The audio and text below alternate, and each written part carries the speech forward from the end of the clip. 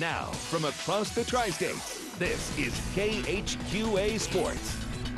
And good evening, everybody, and welcome to Sports Final on one of the most exciting and fun Friday nights of the year. We've got plenty coming your way, including the Blue Devils trying to fight their way in Rock Island tonight to at least a share of the Western Big Six.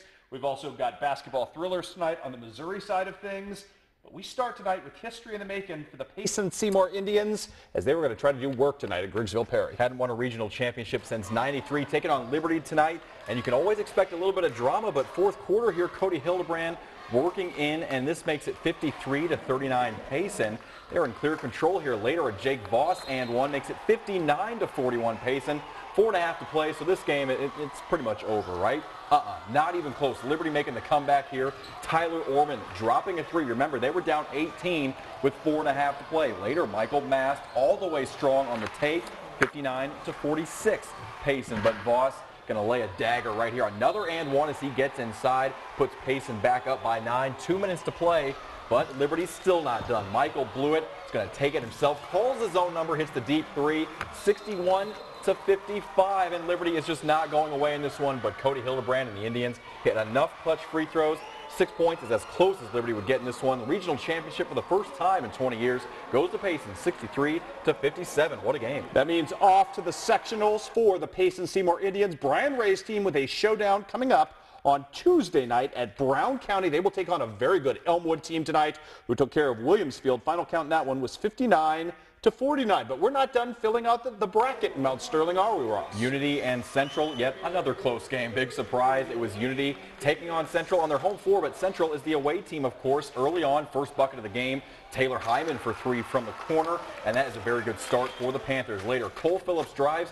See him kind of drop off a pass right there. Really couldn't see it because it was so quick. That is Douglas Weiss scoring, but Unity gets their offense going a little bit. Thomas Donley, mid-range, and that's pretty. Unity on the board, and Lane Davis working in the post here. In transition, he's going to get this ball, kind of fake, spin back to his left, goes up and hits.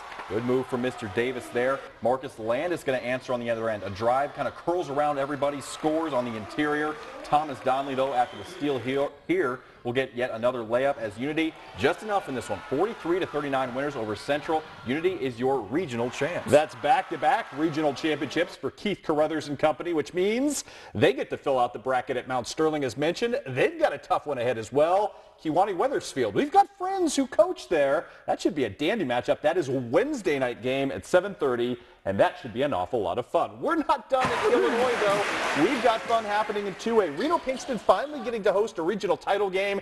He was going to take advantage. The Battle of Hancock County yet again. And how about Devin Rings ringing things up in the first half to help his team to a massive lead in this one. Mr. Rings was lights out from three-point range in this ball game. Had a couple of early threes in this game. All of a sudden, it was a 25-10 lead right out of the gate for the Titans. They were not messing around tonight. That means Paxton Harmon at the height of his powers knocking down the three here. Illini West looking for something, anything, to stem the bleeding. How about some Brayton Carroll? Kind of a pretty move for him, but the rest of this game would belong to the Titans. From start to finish, more Paxton Harmon. He's got the mid-range game. Pull up and knocks that down. He does it at 6'5" as well as anybody. How about some Coy Dorothy as well? This is sensational 7-worthy. This may be play of the week, although we've had a number this week. Behind the back, Coy? Are you kidding me? A little magic from Coy Dorothy right there as he gets the take. West Hancock leading big. They're not going to relent in this game. And yeah, Coy Dorothy is fired up as well. He should be. Maybe his best game of the season as the Titans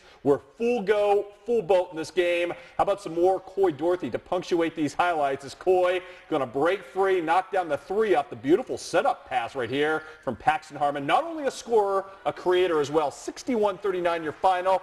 Give that trophy to Reno Pinkston and company. Good night to be bold. More on that in a second.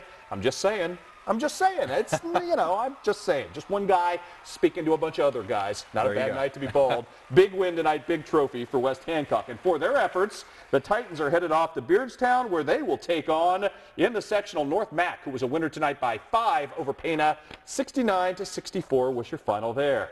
Let us move now to Missouri. I talked about bald guys. Okay. Our buddy Royce Johnson told me tonight the Marion County kids adopted the hairstyle of their favorite sportscaster. Just saying right there. Early on, Marion County going to work in the first quarter. Clay Pollard, who else? The hero the other night with a buzzer beater. Great take for him. North Shelby down 9-3 at this point, but Dylan Mettis, just a freshman, smooth game out of him. It was 9-5 after one in favor of Marion County. North Shelby erupts. From that point forward, oh baby, do they erupt. Kendall Smith from the outside knocked it down a 3. Then it would be, oh, those guys are fired up too. Again, bald guys having They're fun everywhere tonight. Balds do have more fun. Lucas Daniel from the outside with a 3. Jacob Rich from the outside for a 3. Oh my goodness, it would be a 12-point lead for North Shelby. Reed Plunkett, though, trying to bring his team back. All he does in La Plata is knock down three-pointers. This kid should petition to play every single game there. He looks good with the shaved hair as well. Lucas Daniel going to answer at the other end. Smooth jumper as North Shelby held the lead at the end of the first half. Mr. Plunkett making some creations right here defensively, hooking up with Logan Krugbaum. This game would go to overtime tonight. The only real big bucket in the overtime turned in courtesy of Reed Plunkett. Marion County wins another district title tonight in a thriller. Final count this one sees the Mustangs win 55-49. They're headed off to Sturgeon. Great win for them as well. Also tonight, let's talk some Iowa basketball. The news not good. Solon takes out Keokuk, ends the season. 48-30 was your final there. We'll do some other basketball now. We can tell you that Cairo ended Knox County's season as well. 71-46 was the final in that ball game. How about the girls' side of the ledger tonight? We'll go there and then we'll go to the boys' fun after this. Marion County just doing work tonight. Roxanne, you don't have to put on a red light. Roxanne Tobias starting this thing off after a sluggish first quarter with a great bucket, and then it was a lot of Kaylin Spratt in this ball game. She get free a number of times, and really La Plata had no answer for her whatsoever in this ball game as she goes nuts right here and goes to work in this one. Beautiful stuff from her. How about Kaylin Spratt all the time? And when she wasn't doing it, although as you can tell from these highlights, she was doing it a lot, it would be Danielle Maxwell, the sophomore, and Mike Johnson tells me she's just one of 3 sophomores he's ever given the green light to. She hit 3 triples in the third period. All Marion County in the win tonight as they advance on to Sturgeon as well. 42-26 was your final. Let's go back to the boys' side of things. Ross, district action at Louisiana. Louisiana semifinals. Canton taking on Silex, and this one, well, mostly Canton all the way through. Tigers' first possession, Tyler Neiman throws ahead to David McReynolds, who finishes at the iron right there. Next time down in the half-court set, McReynolds returns the favor. Neiman is going to hit the jump shot. These guys share pretty well. Later on, Tigers go inside to Neiman. He is going to show some acrobatics. Watch him get inside here, kind of avoid everybody. A nice little up and under scoop for the reverse on that one. And as I mentioned, Canton off to a good start, and they just played great all the way throughout. Brandon Bearhorst all out hustle the offensive board. Touch pass to McKenzie to finish, and a foul for the big man, the sophomore there. Canton gets the big win tonight. They are into the finals. Final score in this one doesn't escape me, but it was a big one for Canton. Yeah, it was a big win indeed. Up next for them, the winner of South Shelby and Louisiana. Bulldogs started off hot early in this game against South Shelby, and it would be Brendan Ross swinging one over here for the easy 3, creating for Mr. Martin, who knocks that down. He had the hot hand early. How about Mr. Ross driving in and hitting the floater as well in this one? South Shelby all about the rally tonight. They were huge late in this ball game, including the fourth quarter to force overtime and to win it tonight. Adam Ellison right there knocking down the beautiful jumper. Andre McClure, look at this. He's going to hit a dunk tonight of sorts as well. South Shelby rallies to win. South Shelby Canton tomorrow, a rematch. It should be a fun one. 65-58 the final in that ball game. Ross. Real quickly in Palmyra, girls semifinals here. Bowling Green and Macon. Kelsey Schurter, so good on the interior. Spins around 3 defenders.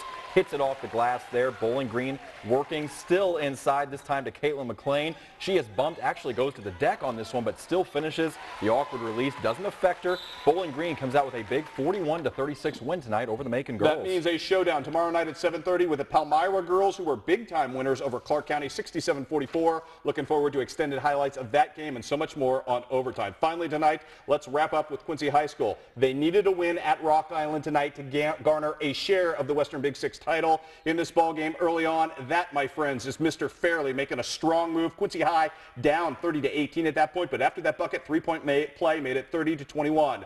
More from the Blue Devils in this one, calling these highlights blind, and that, my friend, looked like Luka Radovich with the great take at that point. More to come in this ball game. From the outside, Mr. Kavitli knocking down the jump shot in this one.